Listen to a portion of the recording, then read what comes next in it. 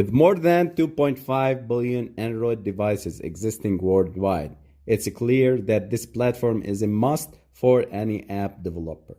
But what about getting your app from idea to finished product? This video will take you through detailed steps in Android journey and helps you to start publishing your apps to Play Store. Whether you are thinking about starting Android app development or you are already started, we've got something new for you. Hello my friends, and welcome to Master Coding channel and the complete Android developer course on Udemy. If you are looking to learn Android app development from zero to hero and start making your own apps, you came to the right place. Hit subscribe below to get daily coding lessons. Now, let's start. Creating Android apps requires learning one of the languages supported by the Android Software Development Kit. Most commonly, this means Kotlin or Java. So, what is the programming language that should I choose? Java is a class-based, object-oriented programming language that designed to have as few implementation dependencies as possible. The Java language is a key pillar in Android. The Android SDK, Software Development Kit, is an alternative software platform used primarily for developing Android applications with its own GUI system. So, Android is based on Java. Kotlin. In May 2019, Google announced that Kotlin is now preferred programming language for Android app developers. The main benefit for Kotlin stated in the announcement lies in its consciousness. Indeed, Kotlin requires less code, both in terms of typing, testing, and maintaining. Till now, in our channel and in our course, we are using Java. Java is most preferred language and it is native and has many benefits over Kotlin. We advise you to start by Java and then moving into Kotlin. Android Studio. First off, you will have to head over the official Android developer site and install the latest version of Android Studio and the Android App Development Kit. This self-contained software covers almost every aspect of your development, incorporating an IDE, UI designers, debugging, documentations, and build tools. Don't worry, every concept in this roadmap is covered on our channel, Udemy course, and Master Coding application on Play Store. So, enroll into Udemy course, subscribe to our YouTube channel, and Master Coding application could be downloaded from the Play Store. Now, Android Studio is an official and is a big, and we prefer using it because it's very amazing IDE and development environment that offers you many options, and especially in Android development and Android application development. So, every project in Android Studio consists of Java or Kotlin classes. So you will write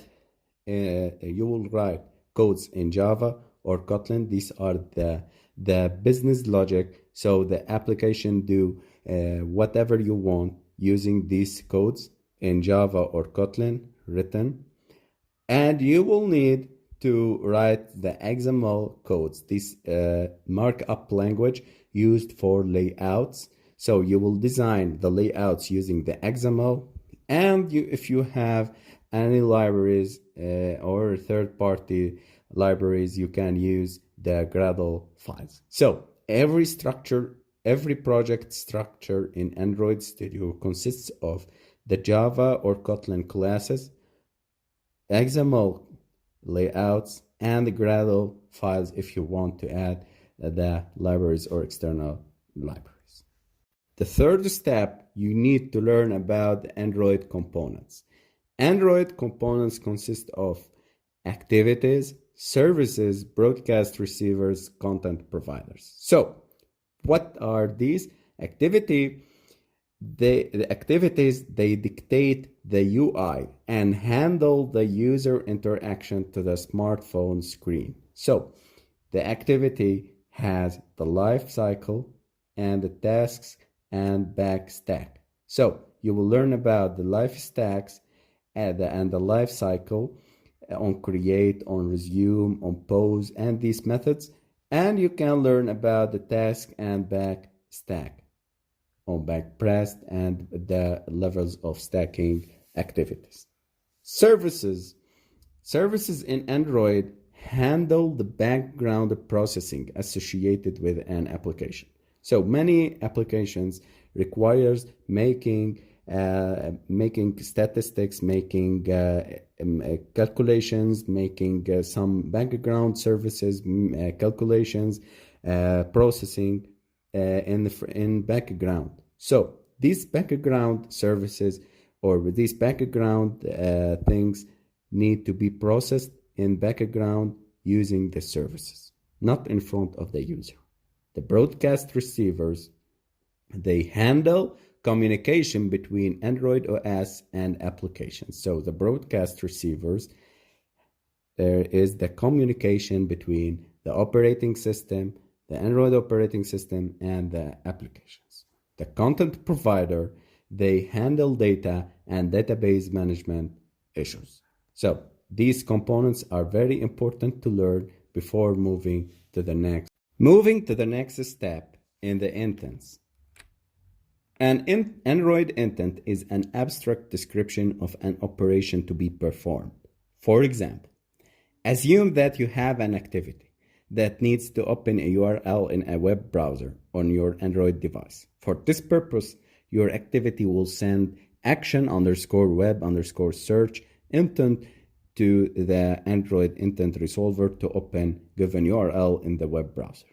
I know I am talking Chinese maybe, or making it taking another an ununderstandable language, but this is the truth. So intents are used to make and perform specific actions.